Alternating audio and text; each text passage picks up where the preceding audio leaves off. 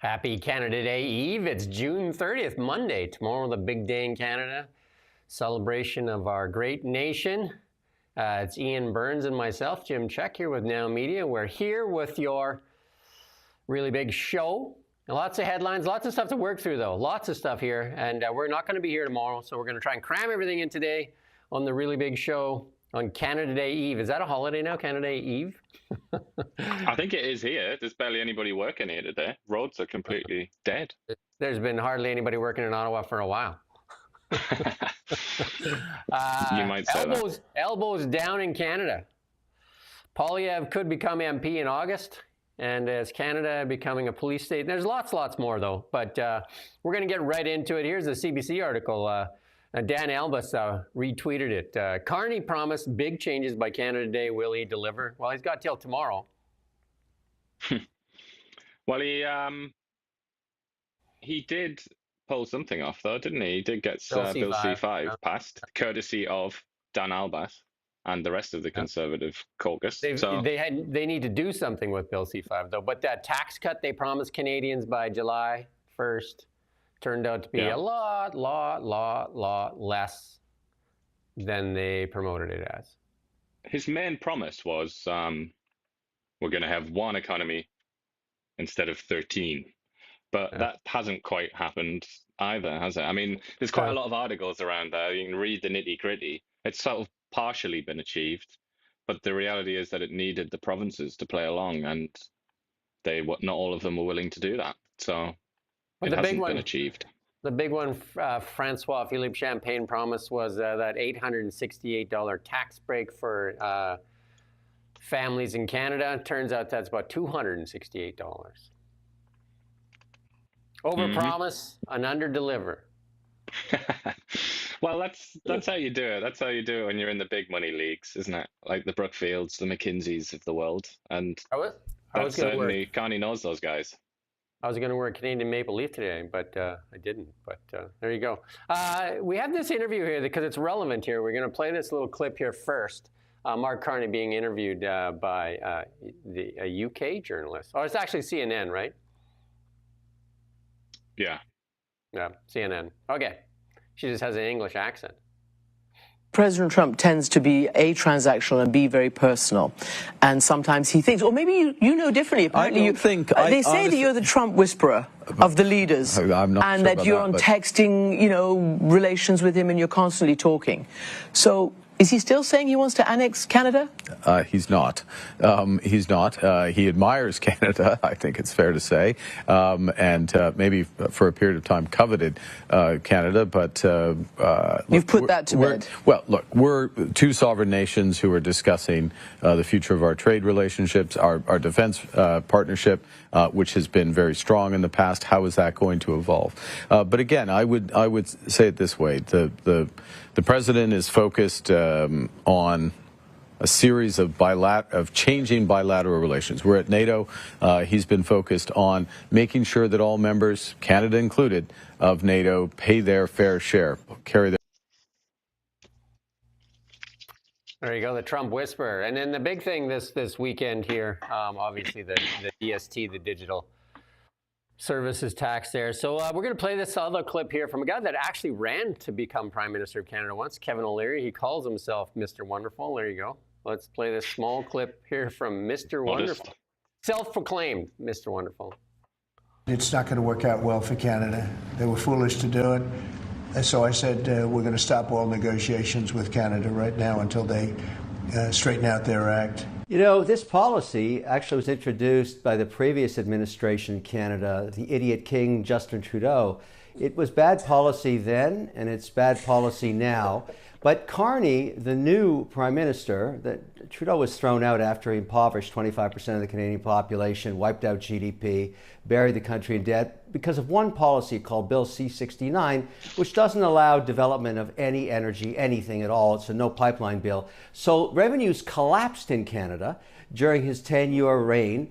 And now Carney has no income. There's no growth in income at all. So he's trying to find any way he can to make income. This is worth $7 billion to the Canadian economy.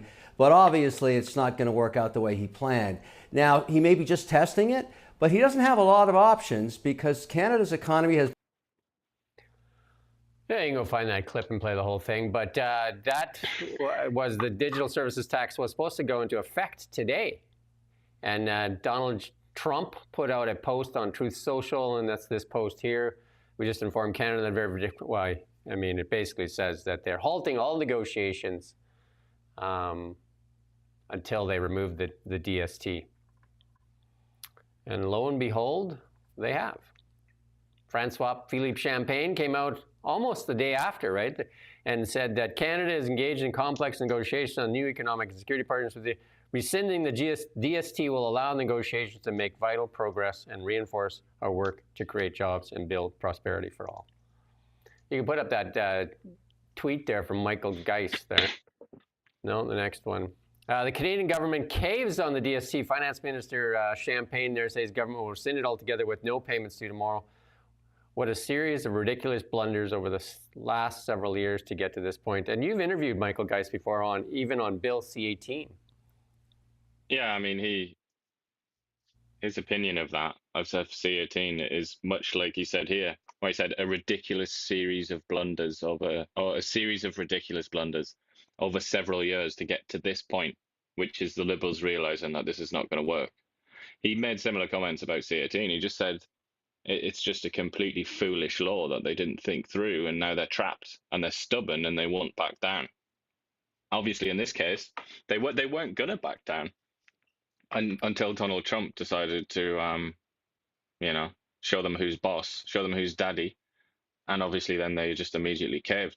But I mean, I was put at ease. I might have thought, my instinct was, oh, bloody hell, like these Champagne, Mark Carney, and the rest of them, these people are like really low quality human beings. Like they're really garbage administrators, and they've made an obvious error that even, like I've said many times, a randomer outside there somewhere would know, all right, don't do that, that's stupid. And yet the Liberal government did it.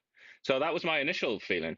But then I listened to CBC News this morning, and they told me that this is probably all part of some sort of master plan of negotiations where they say, all right, we're going to leave this DST on right till the end, then we'll give in.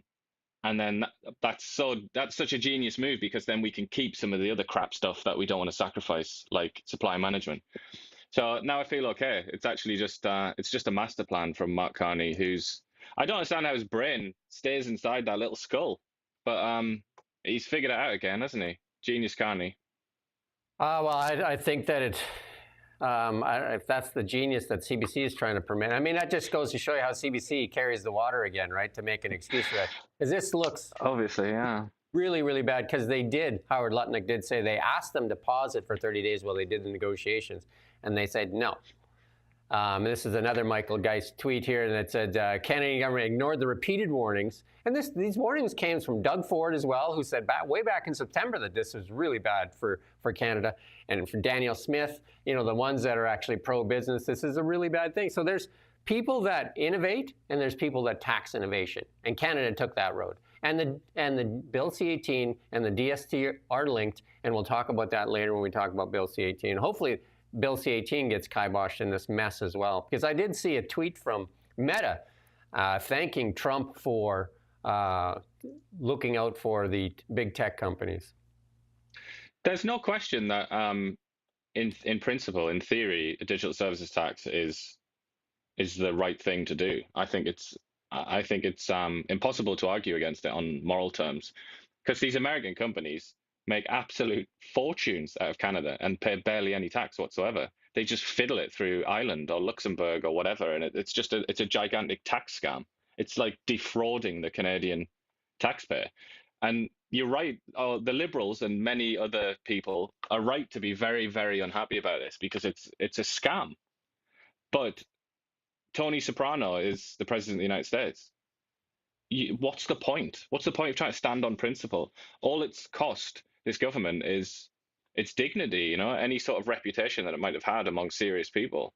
It was already pretty sort of flimsy, but now they've just shown themselves to be weak, and they've made a mistake. It's an obvious misstep, and they shouldn't be surprised to see the same again. You saw in Trump's truth there, he mentioned supply management. don't be surprised if that comes up again. I mean, if Trump's like, bloody hell, that was so easy. All he had to do was write a thing on Truth Social, and they got so scared that they just surrendered immediately. So another thing that infuriates not just the Americans, but the British, the Europeans, the Pacific trade partners, is supply management, which exists to give benefits to Quebec that they haven't earned. It's a way of fixing the economy to privilege Quebec while disadvantaging places like Saskatchewan and Alberta, and obviously foreign trade partners that might want to get in on the dairy sector. So I really wouldn't be surprised if the Americans pushed for that to go as well. They might even join up with the Brits and the Europeans for once. That's something that they actually have in common, and just say, if supply management, this is the sort of thing that happened in China. I think it probably still does happen in China, but it's like, when I read the history of Mao's China, it's exactly like this. This is what, like, Deng Xiaoping, this is like what he's railed against. He's like, we can't do this. We can't have things like supply management. And here we are in Canada in 2025, and we've got something that, like, even Mao might blush at.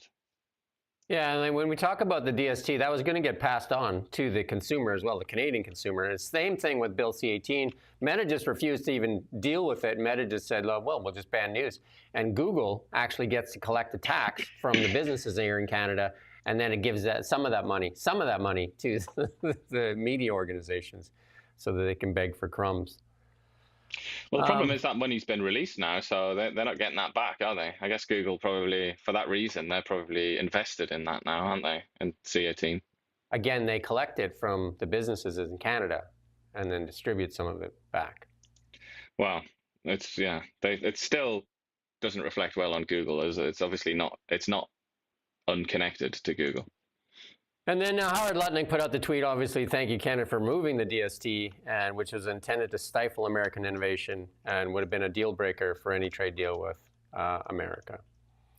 And then Brian Lilly put out here, this is, I guess he's different than CBC. This is not how a pro negotiates. They asked for a 30-day pause. We said no. Then they announced late Sunday that we would repeal. Then they announced late Sunday that we would repeal the tax completely to make the Americans happy. So it does not look good on Carney, no matter what CBC says. I mean, obviously, you don't know what's going on in a in a negotiation. But this is the thing, we don't know, because the Liberals don't articulate their ideas.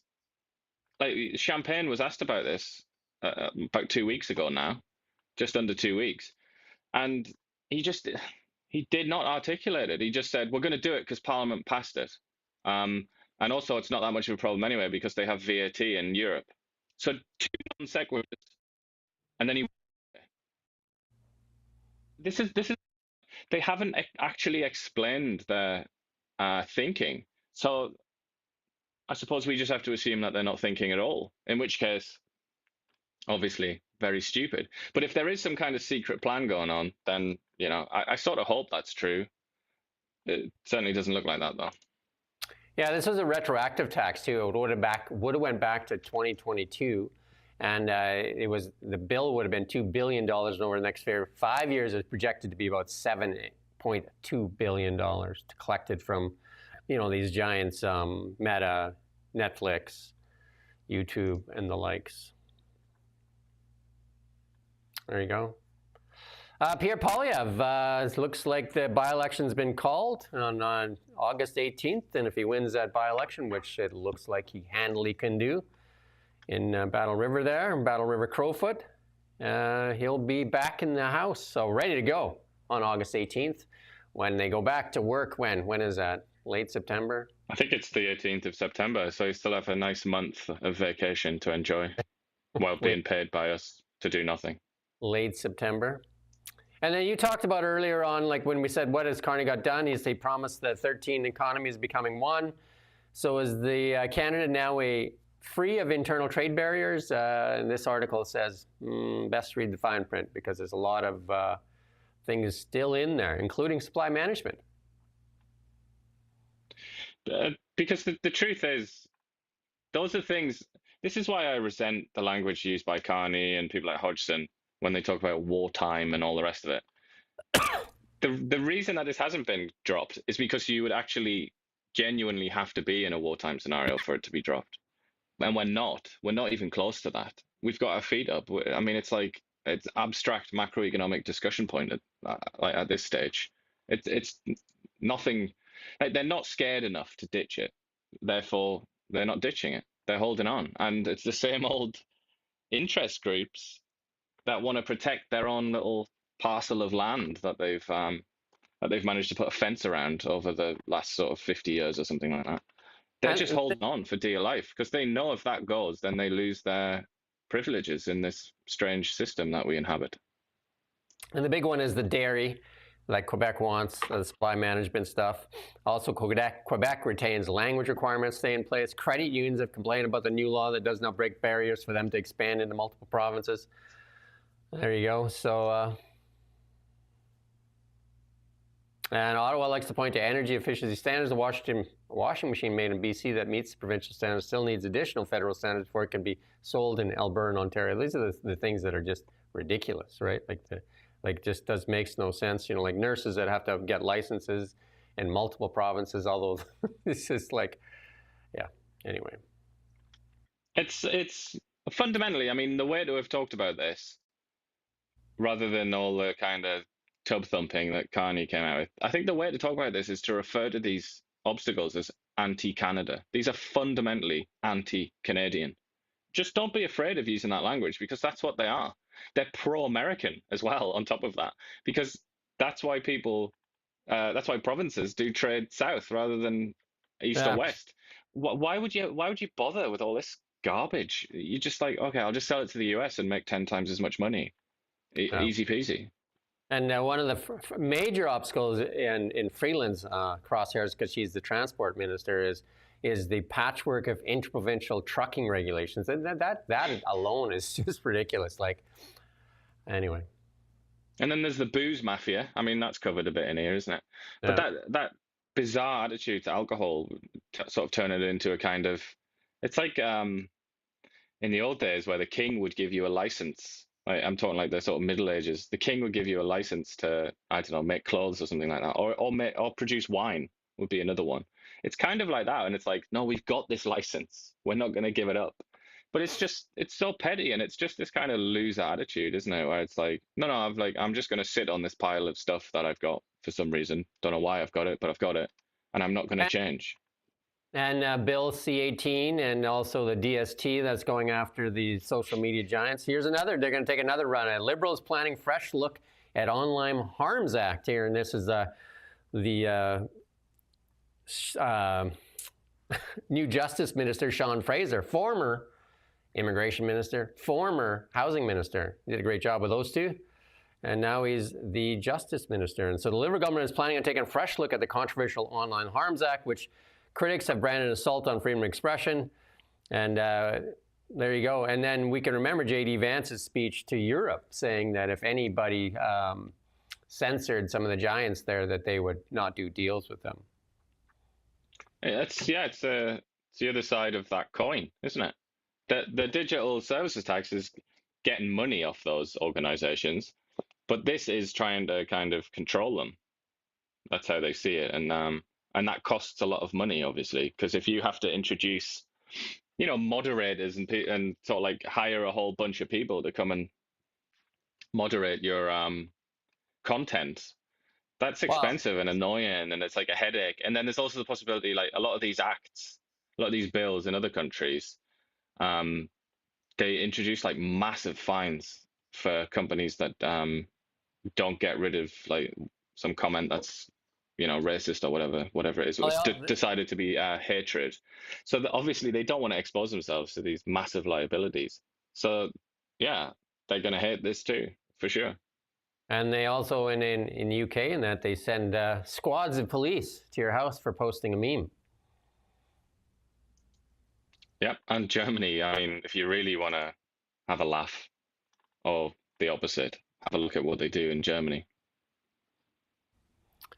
And then this is our food professor, which we follow here. This is one thing about the elbows up crowd never understood and still don't, is that we're not in a trade war with the U.S. There's no war to be won for Trump. It's about realignment of global order, plain and simple. One centered entirely on American supremacy. Well, the food professor has endorsed American supremacy by misspelling the word centered there. There you go. Good for him. We know what team he's on. Team color, right? When you spell color wrong. Who did that? That was the Liberals that did that themselves. Remember when one of the documents we showed last week, they don't even, in their document they sent out, they forgot the U.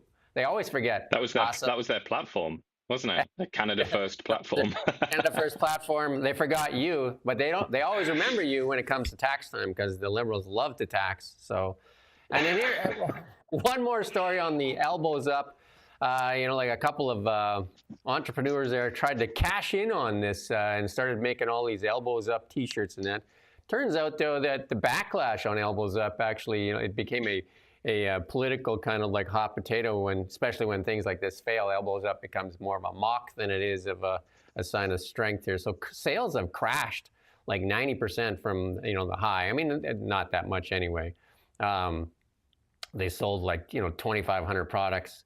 And then the sales have crashed like 90% though.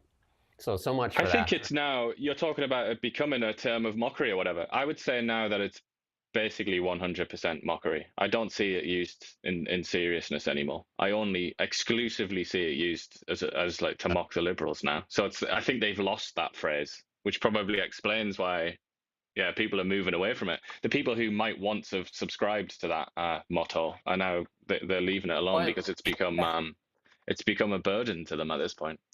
It was very cringe from day one, though. It was so cringe, and the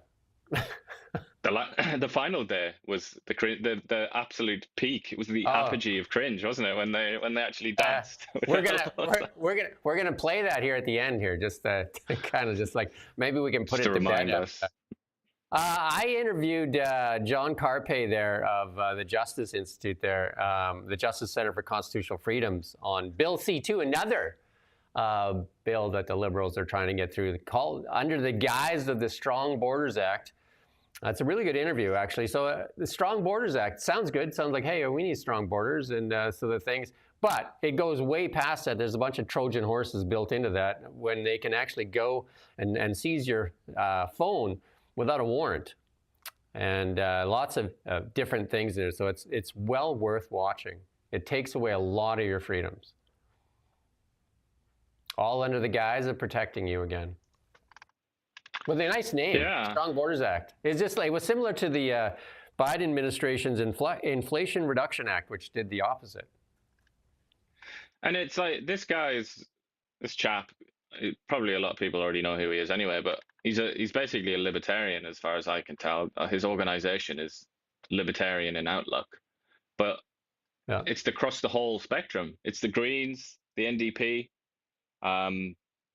the usual sort of civil rights groups who are sort of vaguely left these days. Everybody basically is against this. It's every party. There's a lot of scrutiny of this bill, and I would be very surprised if it got through, because I don't think it's got the support right now. Every party except the Liberals are for it, and the NDP is actually making the most noise on it. And I mean, he made some big claims, right? Mussolini, I think you put that in, because also he said a few other names in there: Mussolini, Stalin. Yeah, Hitler. He mentioned that guy, the Austrian painter. Forget his name now. But you know the one. Pol Pot was in there. Yeah, I mean, he made some pretty strong claims, but there is some strong stuff in there too. But again, under the guise of a good name, Strong Borders Act, which a lot of people get behind, but built into there is, it should say, we can look at your stuff anytime we want without a warrant. And it's not even just police. It's not even just police. It's almost like any elected official. Yeah. So there you go. Deputized. It says it could give government officials the right to access your cell phones without a warrant in endangering lowering of standards. And here's a good one here, the government, when they did the SERB handouts, so the feds have confirmed that they're going to start writing off millions in unrecoverable SERB checks paid to ineligible claimants. There you go. But they won't say how much they lost. It's like, why would you want to know that number? Right? Why? It's they often run up against this kind of thing at Blacklocks, don't they? And it's probably partly because the government just hates Blacklocks so much, and they refuse to give them any information. But I mean, that's certainly not an excuse. They should provide this information. It's the department counted it's over just dreadful. Over $3.25 billion of SERB payments went to almost 2 million ineligible Canadians who were already receiving unemployment insurance, so double dipping there. As of March 31st, a total of almost 1.7 million debtors have fully or partially repaid. What does that mean, right? There you go. Yeah, like $10 or something. Like, what does that mean? Originally budgeted at $24 billion that they were going to dole out. They actually doled out $81 billion. It's just to convince people to stay home. If that doesn't hurt you in the chest, then yeah. I don't know. You need to give your head a shake. Give your heart a shake. I know lots of people that don't think they should pay it back. Some people took it. I don't know. Why were you taking it? Some people, like, there were definitely a few like sob stories that were published where it did seem outrageous that they were being pursued, and it was really unfair. But obviously, a lot of people, like we see here, were on EI anyway, so they were not eligible. And lots of people, I mean, obviously, if you open up a scheme like this, there were people in foreign countries that were trying to get in on this, weren't there? I think and succeeded to some extent. People in prison. and a bunch of dead people too, so you got to reach out from the grave. There you go. Another one where the Liberals can't seem to track the money. They can't verify these green jobs. 2 climate programs launched on a $300 million promise of new jobs and lower emissions could prove neither after 7 years, said the Department of Natural Resources. Managers stopped collecting data that would establish whether taxpayers receive value for money. Why would you want to look? Because it's just going to give you an answer you don't want to hear. Yeah, it's going to give you an answer that's at odds with the PR, with the promotional, slogans and whatnot. They said removing annual reporting increases the risk of poor quality performance information. The 2 programs are launched in 2018 with multi-year funding totaling over $300 million. There you go. And there's some gaps. Has there ever been a bigger bonanza in the history of the world for people that want loads of taxpayers' money on basically just like an idea written on the back of a napkin or something like that? Well, it seems like every one of these schemes falls to pieces. Well, there's still that allegation out there that Stephen Guilbeault's companies took, and I can't remember the exact number, like 250 million. I can't remember the number now. Many millions, and that has never been investigated fully. Yeah, I've certainly heard that chat, but again, if it's not being officially investigated, there's not much to talk about, is there? It's kind of takes the sting out of it.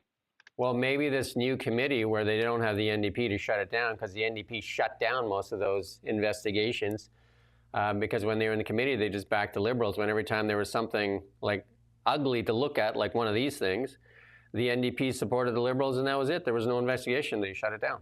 But now it's the Bloc and the Conservatives, and the NDP does not have official party status, so harder to shut down. It's going to take a hell of a lot of bribery of our friends in Quebec, isn't it, to pull that off? Here's another chart for you to look at to show you. And if you look at the date of that chart, how it was going down till about 2010, and now it's going back up. And then the federal government's tax take as a percentage of GDP is at a 20-year high. It's not more taxes that will get us out of the Smiths, it's change of philosophy. But what happened in 2010 there? 2015. 2015 is actually when it started going up. What happened in 2015 that it actually started going up? Indeed. And it started going down. Somebody came on the scene, I'm sure. And then it was going down for a long time too. I wonder why it was going down, and all of a sudden it's going up. And there you go. You figure it out for yourself. Draw what conclusions you might want. Yeah. Or if you're, like the spin meisters that promote, you could say that the blue line needs to catch up to the red line. And obviously the government is doing a great job of the blue line catching up to the red line. I guess we're being a little punchy today. Political health leaders among more than 80 new appointees in the Order of Canada. And guess who got it? Dr. Bonnie Henry and Theresa Tam appointed the Order of Canada. So some of the most prominent health officials from COVID-19 are among the 83 appointees of this Order of Canada announced by the Governor General today. So there you go. Yeah, I mean, both highly controversial people, as well as Mark Carney's incoming chief of staff. I mean, that's a very peculiar one, but okay. But yeah, Bonnie Henry and Theresa Tam. It's almost like the Governor General, obviously it's the government really that makes this happen, isn't it? But you should be aware of the political situation here. Like, these are very divisive people. Usually they give these things out to people like Ryan Reynolds, like just random as that. Like, if people have an opinion on them, it's sort of generally positive. Just, oh, it's that guy from, the comic book movies or something like that. But to give it to people who are involved in, like, probably I would say without question, the most sort of controversial and heated and contentious period in recent history during the COVID era, just seems a little bit of a strange decision. I'm not entirely sure why they did that. Maybe it's to try and, enforce that orthodoxy and say, like, actually, these are great people. They made great decisions. There is no controversy. Just it's just you being ungenerous out there. It's kind of interesting that Bonnie Henry was in that list because British Columbia was one of the last places to release or to let go of the COVID-19 restrictions. I think we were like the last place in North America. So is that what the award's for? Or the Order of Canada? I think it might even have been beyond that. I'm sure it was in Europe they got rid of it. I know, like, almost everywhere. I'm almost certain that China got rid of it at that point. Bonnie Henry hung on. Right, and then we have a mess here still to clean up here. But it's not just that, is it? Because Bonnie Henry's also in charge of the drug crisis. That's not gone well. I mean, I'm sure she would admit that. And Bonnie Henry is also the person that said, we have to get real. We can't just give people hydromorphone. We've got to give them fentanyl in pipes so that they can smoke the fentanyl. That's how we solve the drugs crisis. Like, she said so many controversial things. And also a story that I did on her, where she released this document from her sort of under the auspices of her agency, and she was like the lead author, and it contained all kinds of like bizarre language talking about like uninvited settler colonialists and stuff like that. In other words, white people, and just loads of weird language like that, like on the absolute extreme fringes of sort of left-wing communist thought. And she endorsed that, and it got her in a bit of trouble. Eleanor Sturgill, I chatted to her then. She was unhappy about that. Bonnie Henry's a very political figure, whether she likes that or not. And she doesn't. But it's contentious. You can't doubt it. It's not like this is not the Ryan Reynolds kind of giving a medal to some guy off TV. This is like basically a political actor who's upset many people. She's also an entrepreneur. During her, she got celebrity status, really, and during that celebrity status, when she was at the podium every day, she was selling barbecue sauce. I think it was seeds, shoes. She had a line of shoes, and also she wrote a book, published a book. I think it was with her sister. Got a winery as well, isn't she? A winery, yes, that's correct. That's correct. Wineries never closed. Booze was always available. Well, it was considered to be like essential, wasn't it? Right. They made sure that was on the list. You couldn't go down. Yeah. Anyway, we won't get into that anymore. But we'll just leave it. Let other people vent about it. A man charged with vandalizing Holocaust monument fired from his government job. So he was caught vandalizing the National Holocaust Monument in the nation's capital, in your city there. Has been revealed by the City of Ottawa's lawyer, Ian Burns, who has been accused of writing the words "feed me" on the monument, has now been fired. That's a funny pronunciation there. Yeah, I don't know. Asplender. I don't know. Yeah, I mean, this is highly embarrassing. Obviously, for the mayor has come out and complained about it, or said how bad it is. Well, almost everybody's like embarrassed about this. But it's he's a lawyer, a lawyer for the city of Ottawa, and he's gone out and he's accused of vandalizing the National Holocaust Monument with anti-Semitic sort of language, associating the Holocaust and Jews with Gaza. Very, very, very strange. But it's kind of, at the same time, it's not that surprising. I think if you ask a lot of sort of white collar, middle class types about Israel and stuff like that, like there's a reasonable chance that you'll hear some crazy language, like just very unusual, like blood libel and all the rest of it. I think it's and just look at Glastonbury. We're not going to talk about that, but that festival in England, you got all these spoiled brat middle class white kids in England bouncing around in the countryside to hooligans on stage saying "Death to the IDF" and stuff like that. Like, it's obviously this weird, like it's a weak point for a lot of educated people, let's say middle class people, where they just feel this strange ethnic fury towards Jews and Israel. And then the CEO of the Alberta Independence Group reckons the province could vote to leave if referendum were held now. The CEO promoting the Alberta separation said he wouldn't be surprised if the province voted to leave Canada if that referendum was held today. And that's Mitch Sylvester, who heads the Alberta Prosperity Project, is aiming to gather 177,000 signatures to force a plebiscite on the question of independence in Alberta. And he will get those signatures. I think it's almost a certainty. Like this is going to happen. The referendum is going to happen. Yeah. I think it's. I can't see a way that it won't now. What is also happening in Calgary right now, or just about to start, is the Stampede. Stampede days are coming. I don't know if you ever been to the Stampede.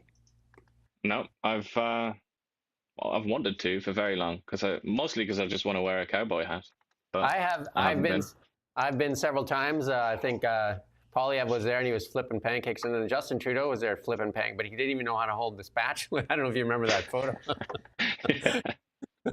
Like, he's always been caught in these photo ops where he's holding the hammer wrong and the spatula. He's just kind of like, just very awkward. Obviously, if you live a life like that where you never actually have to do those types of things, it becomes very hard for you to actually do them, I guess, to be fair to him. And reminds me of Jagmeet Singh's high point of Jagmeet Singh's life, where he asked him in Parliament if he'd ever been in a grocery store before, and Parliament just the House of Commons just erupted in laughter. I mean, that tells you what you need to know about Justin Trudeau. That's what his peers thought of him. And then William Shatner has said Captain Kirk would be appalled by environmental decline on Earth. Everybody should acquaint themselves with the problem and make a decision. He said, praising ChatGPT as a tool for research. There you go, Captain Kirk. I would say, no intelligent life. Beam me up. He's a very interesting dude, though. He's like, I think he might be in his late 90s now. Or he's in his 90s anyway. He's an old man. Yeah, he's an old fella, but he's like, in this interview, he's talking about how he wishes that he could absorb more knowledge. He's like extremely knowledge hungry. And he's saying that it's kind of sad that, I've lived this long and I've read so many books or whatever, and I still only feel like I've got a fragment of all the knowledge that there is out there to obtain. And that's why he's on about ChatGPT, because he's saying it makes it so much quicker, which is quite an interesting point from Kirk, I think. There's no doubt he's a great Canadian and he's worked hard all his life. And I'm a big Trekkie, so. Yeah. Although he's, like many Canadians, he made it big and then buggered off, didn't he? And hasn't been seen since. Left the United States. I would say, like, in all the Star Trek, captains throughout their Next Generation, and I can't remember there's a whole bunch of different shows. Chris Pine has done a really good job in the new ones, but yeah, he's good. Yeah, I quite like him. It's not he misses some of the elements of the original Kirk, like the brain power, the cerebral sort of like contemplation that you get from Shatner. But he's got the other side of Shatner down, hasn't he? Like the action side. I think they picked a really good Spock, Leonard Nimoy, and Captain, or Shatner and Nimoy were great as like they played off each other very well. And Chris Pine, and I can't remember the name of the actor now, but that Yeah, plays. I know he's American. Yeah, it's very, very good though. Anyway, we're going to play this small clip here, and this is interesting. This is Chamath, who I follow. They have this billionaires podcast that they do, and this is part of it is on where America's at right now. I'm going to play this small clip here from Chamath. From my perspective, I think what President Trump has done is almost single-handedly bring back the United States as the global superpowers. America is back. In order to be a superpower, I think you need to have three things, but they work in a hierarchy. The first is that you need to have technical supremacy. And then from that technological supremacy, you need to establish and project economic supremacy and military supremacy. You saw a tactical demonstration of technological supremacy with the B-2 bombers. But taking a more general step back, if you look at the largest companies in the world, who are the ones that are actually driving the world forward? These are all American companies. Economically, at the same time, you now have the stock market back at all-time highs. You have interest rates incredibly starting to compress, even in the absence of the Federal Reserve willing to act on data. So you're projecting economic supremacy. And then these last few weeks, frankly, have been a pretty clear-cut case of military supremacy. The U.S. is essentially telling the world our words carry weight again. We're going to shape the global order. Countries will now have to calibrate their actions around what the U.S. is willing to tolerate and what it isn't willing to tolerate.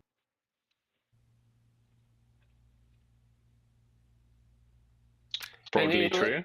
One of the things that I put that in there for is like Canada has to make a decision whether we want to be part of the innovators or just we want to be like the European Union where we want to tax everything and we don't want to innovate. Because what we're doing is we're chasing capital out of Canada. We're chasing the people. You talked about William Shatner. We talk about all these people that are building stuff.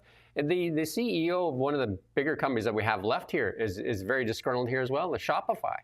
And it's very hard to operate when all the Liberal government and the governments in the past all want to do is tax, like the NDP as well. They just figure out new taxes. They figure out that they need to do, they say everything is underneath the guise of fairness. But what it does is chase away the innovators. And it chases away people with capital. And then you have nobody left to tax other than the middle until you press everybody down. Or the ones that can escape will escape it. And the ones that are left will be just brought down, impoverishing this, like what Kevin O'Leary said in the beginning.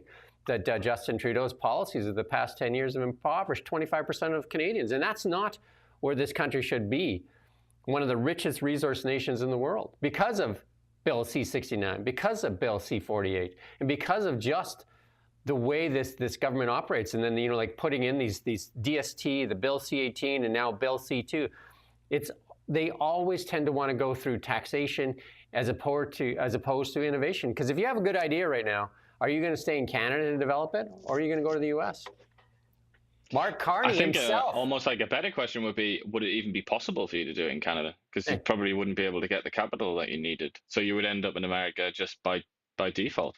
But I think Canadians have to remember this. Mark Carney himself ran one of Canada's biggest companies, Brookfield Asset Management, and he did the same thing. He took it to the U.S. He took it there because of access to capital.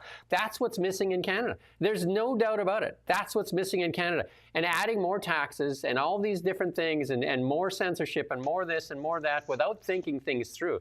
And you say it, some of the people, the caliber of some of the people here is just abysmal. Like if we look at Evan Solomon, he's head of AI, and we're going to show you some clips later. Like these are not the people that can run these types of ministries. Well, it's almost kind of it's kind of humiliating to look as a member of the public, to look on the likes of Champagne or Solomon or whoever you want to mention, Jolie, to see them sat down at the table with the actual innovators, like the actual doers and sort of geniuses out there in the economy who obviously wouldn't go into politics because that would be considered a downgrade in their lives. These people that they go and like rub shoulders with them, and it's like, okay, that's our guy. Champagne is like our champion. He's like our avatar out there, and it's like, oh God. Well, like when you think of it in that way, it's like, in the old days, like doing the Trojan War and that kind of thing. Would you select Champagne to go out as your Achilles, as your Hector to go. It's just like, no way. I don't think he represents the country, frankly. And I'd like to also point out one of the greatest innovators of all time, especially of our lifetimes, is being villainized by Canada, and his technology has been villainized and even tariffed. And we're talking about Elon Musk here with Starlink, and the greatest global communications company in the world that can get us internet everywhere in Canada. Ontario said they don't want to use it now because of politics. And then their Tesla is easily the best EV in the world, like by far. And we tariff it because of the politics of Elon Musk, and we say this. But I mean, Optimus robots are coming, and what are we going to do? We're not going to have any of that stuff. We don't want innovation. It's absolutely. And you talk about a guy who's a Canadian citizen, whose mother is a Canadian citizen she's from Saskatchewan, isn't she? I believe lots of his family are based there. But not only that, it's not only that he is made into a villain, he's vilified. It's also that the leader of the opposition, Pierre Poilievre, once said a really tame comment, which he's trying to be diplomatic, I think. He's trying not to say anything, but he said, if Elon Musk wants to come and build a Tesla factory in Canada, I'm all ears. And he was in turn vilified for that. So it's like, I mean, the sensitivity around that man is kind of weird, isn't it? And I have a feeling that it's partly because he is Canadian, or a Canadian citizen at least. I feel like it's an attempt to to eat our own sort of thing. And for everybody out there that has TDS, so you're not going to like this next bit here, because Ian and I watch this stuff all the time, and I've been watching the mood shift in mainstream media from actual like vitriol hatred for Donald Trump in the United States, actually just. It's almost like it's got fever pitch, and it's here in Canada as well. And then then Trump, when his campaign promises there was like, we're just going to keep on winning. And here's we're going to play a small clip of this commentary from CNN, just a small clip here. The mission was carried out with stealth and with precision. There were no American casualties. And while Congress is divided after receiving briefings on the extent of the damage, I'm sure that we've derailed Iran's nuclear program, at least temporarily. And there's some valuable deterrent effect for America's adversaries who witnessed last week's exercise.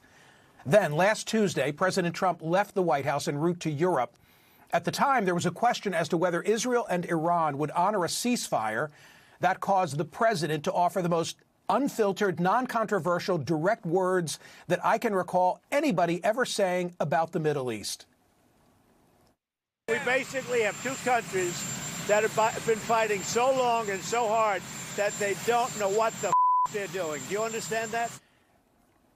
Cut to The Hague, where he arrived for NATO meetings and was able to wrangle an agreement from our allies to more than double their defense spending target from 2% of gross domestic product to 5% by 2035.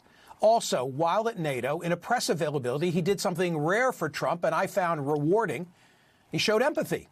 It came in an exchange with a Ukrainian journalist who said that her husband was a soldier. She asked whether the U.S. would supply her country with Patriot missiles. Are you living yourself now in Ukraine? My husband is there. Wow. And I can see you very, it's amazing. And me with the kids, I'm in Warsaw actually, because he wanted me to be. Is your husband a soldier? No? He is. He's there now. They do want to have the anti-missiles, okay, as they call them, the Patriots. And we're going to see if we can make some available. I wish you a lot of luck. I mean, I can see it's very upsetting to you. So say hello to your husband, okay? Also in that presser, he was more reflective and respectful than usual of our allies.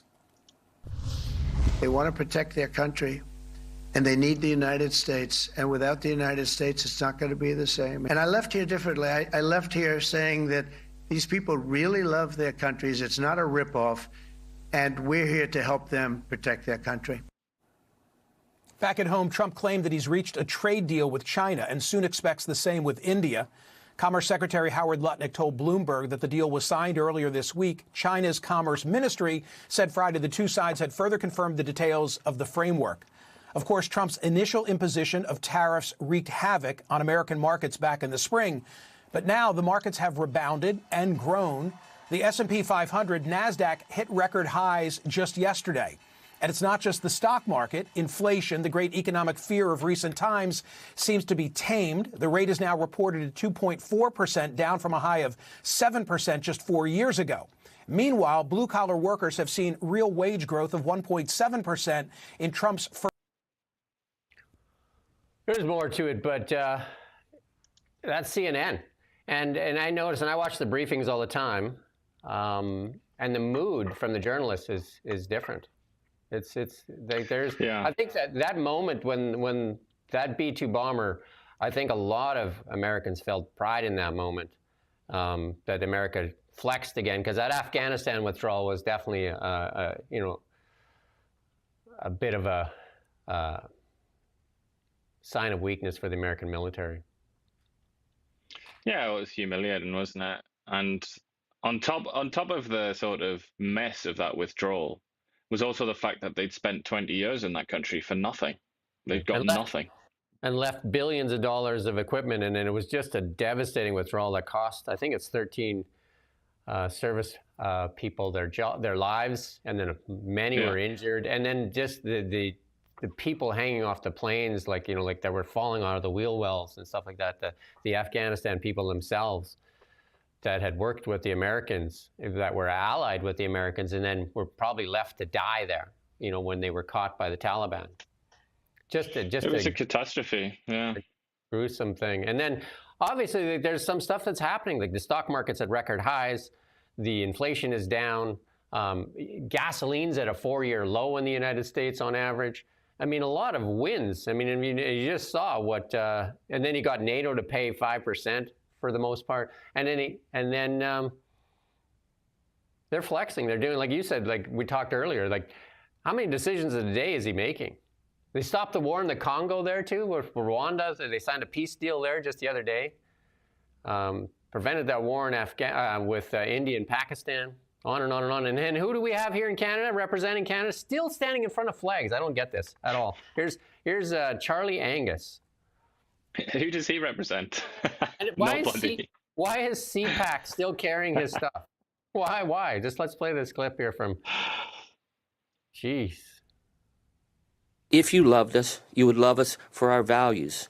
What we're seeing right now is a nation that doesn't believe in equity and inclusion or under the rule of law. Those are our values. That's why our Prime Minister, Carney, is over in Europe talking about our new future as being part of Europe and no longer part of the United States. Who is this guy? Unemployed man. Unemployed man that still gets on CPAC for some reason. Anyway, and then Bill it's quite remarkable. I don't understand it, because CPAC, obviously they don't cover everything. They don't cover every political event. Sometimes there are quite important ones that they miss. But Charlie Angus, unemployed man, wants to complain about the Americans. Bill C-18 is linked, and you can go on ChatGPT and you can ask how Bill C-18 and the digital services tax are linked, and both of them attack the social giants. And that's when Meta decided, well, we're not paying, we'll just block news. And that's devastated the freedom of the press here in Canada. And as the Canadian government selectively decides who gets funded, who doesn't get funded. And that was, again, Michael Geist warned the government as well on that one too. I ignored those warnings, and here we are. Like, let's hope that Bill C-18 is part of this, and that they push them to get rid of Bill C-18 as well, and free the press here in Canada, so that we're not paying government funds. Government should not be funding media, and it's not just CBC, because CBC is different. It's a public broadcaster, but the government is basically paying 35% of the reporters' salaries here in Canada for the selected, for the worthy, decided by... Who are chosen by a panel of people that are appointed by the federal government, and then they pretend that's enough, that separates us. So it's like, oh, they're not government approved. No, we appoint a panel who then approves them. Sounds like the BC Ferry deal. Let's move on to BC News, actually. So the IH CEO has stepped down, and that was on Friday. So, and The KGH pediatric unit, though, has remained closed right now. So new physicians are on the way, but it won't be in time to imminently open that pediatric unit here at KGH. So there was a lot of pressure on Susan Brown to step down. And that was, we interviewed all three Kelowna MLAs, Gavin Dew, several times on it, and Christina Lowen and Macklin McCall on it. And they were all calling for her to step down.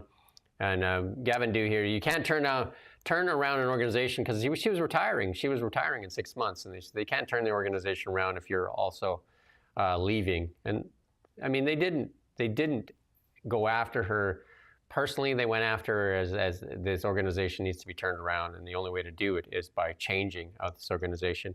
And then there's a response here after this. We just got this morning. And they said, swapping out one person in interior health doesn't let the province off the hook. That's from Gavin Dew. This crisis didn't appear overnight, and it didn't happen in a vacuum. It's a direct result of neglect, mismanagement, and a Minister of Health who's been absent while communities like Kelowna have been crying out for help. And that was that letter that was written in 2022 by many Okanagan mayors. I think there were 6 of them on that list there. And then Adrian Dix, that letter never came to light till just recently. Adrian Dix did little to nothing about it, because the mayors complained about communication, and there was nothing done about it. Adrian Dix, not one to take an interview either. He's our new energy minister as well. No, which is ironic because he was a journalist, I believe. But yeah, he's not one for interviews, unfortunately. So I would say as well, you said all the MLAs. The one we didn't speak to, which is Tara Armstrong, but that's one that nobody speaks to, unfortunately. And I also thought it's interesting that Susan Brown is out, the Scotswoman, and Sylvia Weir is in, the Englishwoman. So let's see if the old country can administer interior health better. So there is an open house on July 2nd here in Kelowna. That's being hosted by Christina Lowen, Macklin McCall, and Gavin Dew. So they will host that on Tuesday, July 2nd, from 5 to 7 p.m., and it's at the Coast Capri Hotel. So that's patients, healthcare workers, families will speak directly about the impact of the ongoing crisis. So if you have something to say, we're going to stream it as well. Kelowna Now is going to stream it, so if you can't get there, you can watch it here on Kelowna Now. We'll be there streaming it. But if you have something to say, there's your opportunity. They've got that wrong, haven't they? It's not July 2nd, is it, on Tuesday? It's July 1st. Yeah, but I don't think it's on July. I think, is it? They've got it down there as Tuesday, July 2. But I don't, obviously that's not accurate. That's not a correct date. So I would assume they mean July the 2nd. They're probably not going to do it on Canada Day. So I think they mean Wednesday. We should check that as we're moving through here. I have the invitation here somewhere, but that seems wrong. You're right. And then here's more bad news in IH. Kelowna area on pace to break record for drug overdose deaths in a year. So that's recently published data from the BC Coroner Service show that 35 people have died from illicit drug overdoses in Kelowna in the first 4 months of 2025. The number jumped slightly to 43 when counting in the entire central Okanagan from Peachland to Lake Country. Both numbers on the pace to eclipse the record high in a single year, 104 for Kelowna and 118 for the central Okanagan, both set in 2023. What's really grim is that both Penticton and Kamloops, I think, they're in line for the fewest. Like it's gone down dramatically in those places, but for some reason, in Kelowna and Lake Country, there it's gone up. I mean, I have no idea why that is, but it's something I'm sure that we're going to be looking into. Yes. In markets, like stock markets, like we said, reaching record highs. Stock markets at their highs, and then U.S. stocks. The outlook is for the world's largest economies no clearer though, because we still have those trade things. Although some deals are close, they say. You know, the Chinese deal. There's some stuff going on there, and then the United States is working on a deal with India as well. And it looks like our negotiations are back on the table. Or back on at the negotiating table after they dropped the DST. I mean, our deal is not a game changer for the world. The Chinese The China one is probably the biggest one that's out there, right? Well, there are also questions that predate this tariff business, questions about China's economy. I mean, a lot of people were really quite bearish about the economy this year and actually last year because of China's slowdown. But it's not just a slowdown. I mean, people are like really worried about China for many reasons. You know, they've got like a real debt crisis there that's not ever really been fully acknowledged. They've got a housing crisis that is like a housing bubble that is just insane. Like if you think Canada's as bad, there's no housing bubble anywhere in history as bad as theirs that they have in China. Then they've got the problems with their population. Like the population is aging out, so they're running out of labor. They can't compete anymore on wages with a lot of other countries like Indonesia, Vietnam, and so on. And obviously, one of the biggest things, they can't convince the Chinese people to spend money. They won't do it. They just want to save or invest it in real estate, which contributes to the housing bubble. So, you know, like people are worried. People are worried about the economy. Even if Trump just sent out a Truth Social post now and said, all right, forget it, guys. It was just a prank. No more tariffs. I think we would still be, we'd be concerned mostly because of that, because of China. So that is Wednesday. I just checked my ticket. I have one here. It is Wednesday, July 2nd for the town hall. I've just looked at the comments there. Iain, my namesake, telling us that we're out of our depth on Afghanistan. I'd like to know more. Please tell me more. Unless you mean Biden was out of his depth. Two heavyweights suing each other here. Well, actually, Lululemon suing Costco for allegedly knockoffs of its products. And, you know, Kirkland loves to do those kind of like knockoffs, but Lululemon saying they're awfully close to their products, so even to the point where people can't tell the difference on some of the stuff that they're buying at Costco at dramatically cheaper prices. So some customers. But how in that case, like, what about H&M and companies like that? Like, so many different companies just rip off other labels, don't they? Other kind of like copyrighted material. And our friend Melanie Jolie said her government ordered Hikvision Canada to cease operations and close its businesses, and the government determined Hikvision continued operations again would be injurious to Canada's national security. And this is that they do all these security cameras and that. Imagine that. China has all these cameras.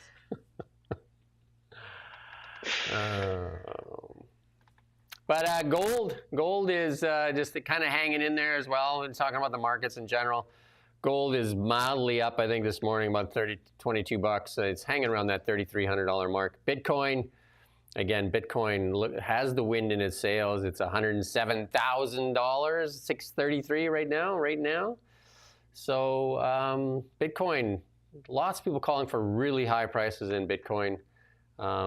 Believe it or not, Bitcoin doing quite well. West Texas Intermediate down a little bit, $65, and Western Canadian Select selling at a discount at $53. Imagine that. And then in our tech section here, the first autonomous delivery of the Tesla Model Y from factory customer to home across town, including highways. So they completed that a day ahead of schedule. So I think the quarter closes out for Tesla here, I think today or tomorrow. And so yeah, they delivered their first car, drove itself off the factory floor. Imagine that. And they think it's the first one ever. I'm thinking it has to be the first one. I don't know if anything else drove off the factory floor. I might imagine what Henry Ford would have thought, when he created the assembly line. He said, because you got to drive. They're paying a lot of people to move these cars, and Tesla makes a car. I don't know, every minute or something like that. But so you got people actually driving out the parking lot. Then they got to get them back into the factory to get the next. You know what I mean? Like, so if the car can go park itself into this parking lot and wait for it to be loaded, I don't know if it's going to load itself on the transport trucks as well. But you don't need to load it on the transport. I guess that's where I messed up there, because the car will actually drive itself to you. It's crazy. Very cool. So I guess here's the question. You know that PDI, when you buy a brand new car, you just bought a brand new car, right? You brought what was it, a CRV or something? Yeah. So they charge you PDI.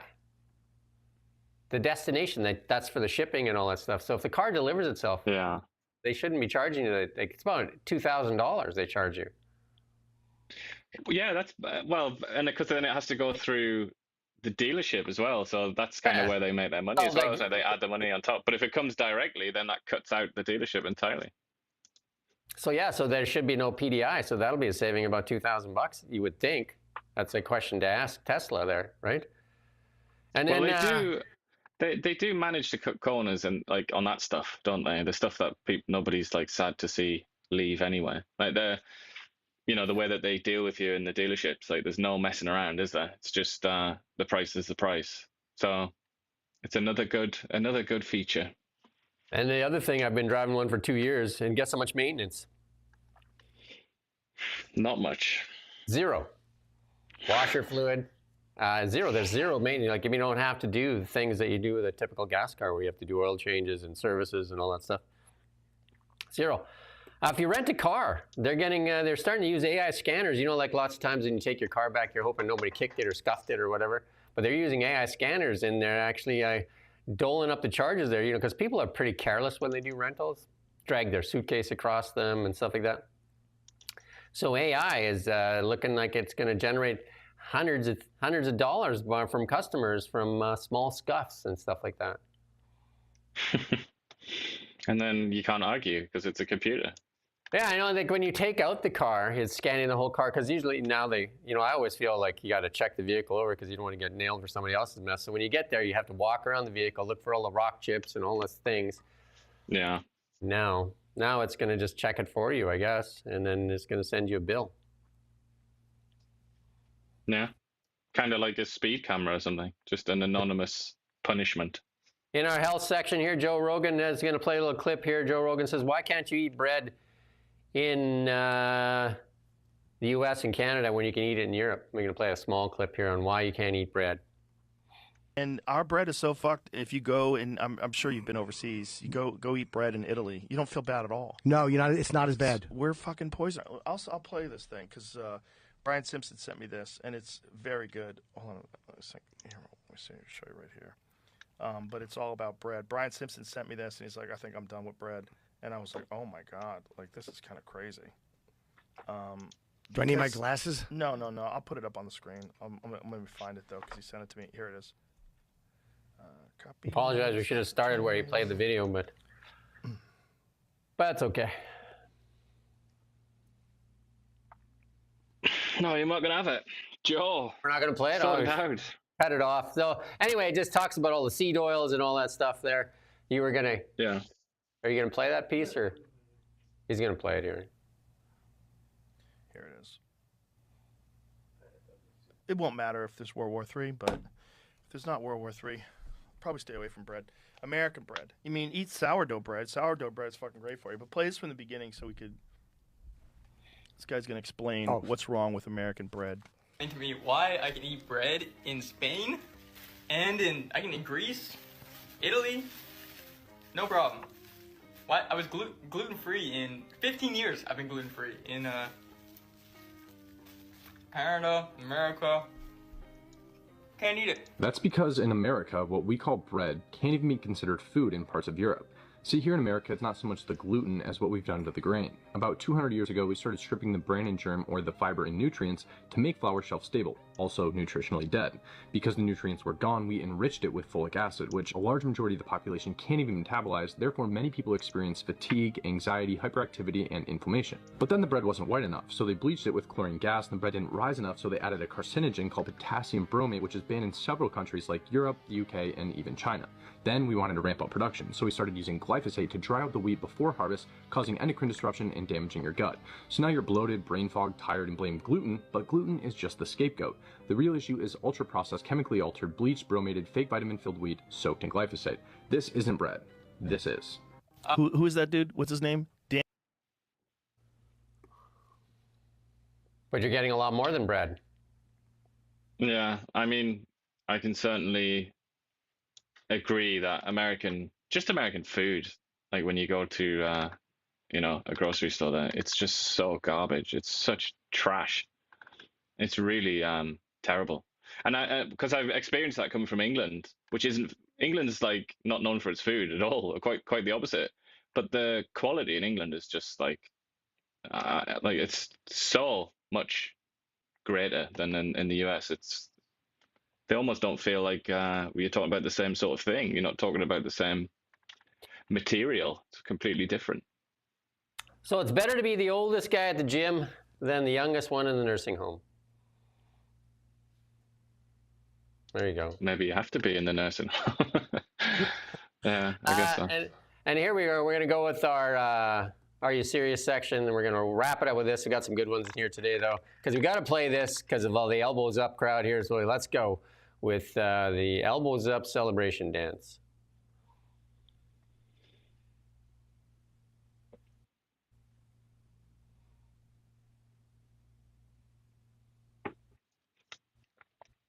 Is it going to go? Spinning. It's so good. There's so many people probably watching it right now that they're getting jacked up with it. So they're just like, like it's the calling. Oh, well. It takes a lot of energy to do the dance. So they're just charging up. They're charging up those elbows. Yeah, we're going to have to pass on it. It's not going to play for us here. So there you go. And then this is from the... But that's appropriate, I think, isn't it? We tried to do the elbows up thing and it just didn't work. And this is from the is it going to go? Let's move on. Let's move on. We'll do the next one here. And this is from the Office of the Prime Minister, to whom it concern, elbows down. I like how they sign the name like with a crayon. Yeah, I like the signature. Do you have that? There you go. And then this here is the one for Evan Solomon. This is how serious. This is how we're going to beat Tesla. You ready? You got to listen closely here, though. You got to listen very, very closely to what he says.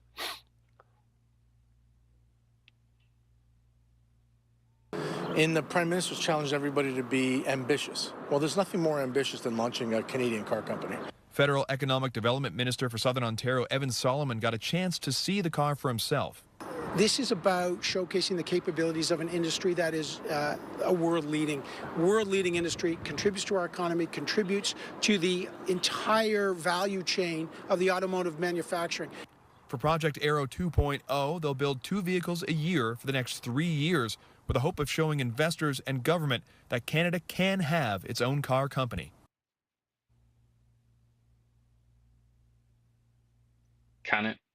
Hey, I'm looking for my checkbook because I want to invest. 2 cars a year for the next 3 years. That's count them 6 cars. And then I don't know if Evan Solomon found how many buzzwords did he try to use in that thing? Leading, world leading. Didn't use catalyze though. Did you think Elon Musk watched that and said, "Oh no, what am I going to do?" And the millions of dollars that have been poured into this car as well.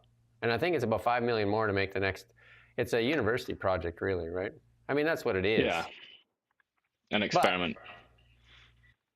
But they come out there and they bill it as, this is how Canada's going to have its own automobile industry.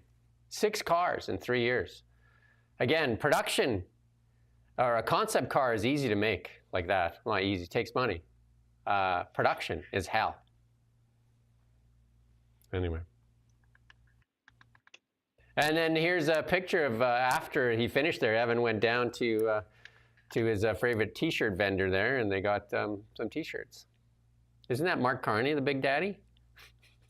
Sure is.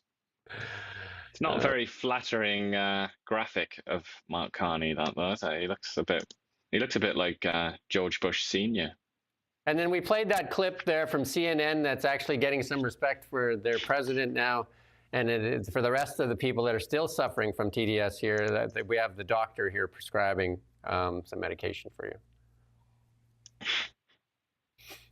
It looks like Warren Buffett is prescribing that medication. There you go. And that's it for today. And we're off tomorrow for Canada Day. We wish you have a great Canada Day. In the cities that they're allowing you to celebrate, Montreal is one that not. And I heard another Ontario city is not. I think it's Brampton that I said that they're not having Canada Day. How do you cancel Canada Day? That's interesting. Hey, how do you cancel Canada Day? Remember that big move? Remember that movement there's a while ago that because of that, like one does it, then left-wing governments and just like, oh no, we can't celebrate Canada Day, and now that peeled across the nation. And then when they needed to win the election, got a lot of sympathy from Trudeau, didn't they? Yeah, and then when they wanted to win the election, all of a sudden they wrapped themselves in the flag, which they didn't like. Anyway, how do we get innovation Also, just no back? mention in that whole election campaign. There was no mention of that, of the this idea that Canada had committed a genocide and everything, like, which was put out there by the Liberal Party itself and its leader. And somehow that didn't even feature, did it? I mean, that just goes to show, like, politicians generally, let's generalize it, will attach themselves to just absolutely anything and then detach themselves when they realize that it's not going to be to their advantage. It's just very a very sad indictment of the caliber of these people. Well, we got to pick the fool of the day, though. And I'm going to let you go first today. That's not an easy one, actually, but I'm going to, just because I can't resist, whenever there's the possibility, I'm always going to say this person because I can't stop myself. It's Mr. Champagne. It has to be. Even though we didn't really feature him much, but his statement that they released last night from the finance department was just so hilarious. It was as if nothing had happened, and it was like, we're gonna get things back on track, guys. I would say, like, he's the court jester for sure, and he's definitely the fool of the day. And I think maybe Carney keeps him around because he needs somebody to blame stuff on. Just like, well, if I didn't have such fools working with me. It makes him look good, doesn't it? I mean, I've noticed that he has surrounded himself with a lot of mediocrities and clowns and ridiculous people whose reputations are dirt. And at first I was thinking, like, is this some kind of attempt to appease, like, the Liberal Party and the sort of higher ups? But maybe that is part of it. It's like, I'm just going to surround myself with idiots, and then it makes me look all the better. There's two types of leaders out there. Leaders that will surround themselves with the best and the most innovative. I would say Steve Jobs with Johnny Ives. You know what I mean? You try to find the best people. That's one of the things that Steve Jobs did very, very well, and Elon Musk does as well. You attract the best, and then you give them the ability to become the best version of themselves, and that's what you do. And then there's the other people that are scared of people besting them, and so they always, the saying there is, never hire anybody smarter than you. Stalin, he was like that. There you go. So two different things. I guess Steve Jobs and Elon Musk definitely, they go and get the best talent out there, and they create great companies. But if Evan Solomon is going around promoting that as like the future of Canada's auto sector, Mark Carney might want to take a look at that. But I mean, we've had just to go back to Champagne, just to rub it in, we had him going around talking about how the future of car manufacturing was going to be in those battery plants that they spent billions of dollars to subsidize, which have now just vanished into thin air. Billions of dollars of corporate welfare went out to those places like Honda, got some of that corporate welfare as well. I think it was Lion Electric and then Northvolt. And that guy got a promotion after that because he was merely industry minister then. Now he's finance. And don't forget, Francois-Philippe Champagne also said that their number one priority is to make sure that Canadians get that tax cut on July 1st of $868. That's a good impression. Hey, you get that $868 on July 1st. Guess what? You're not getting it. Nope. Yeah. Anyway. But what you are getting is some interprovincial trade barriers have been removed. Some. Yeah, some. It's a beautiful day in the Okanagan here. Get out there, celebrate Canada Day.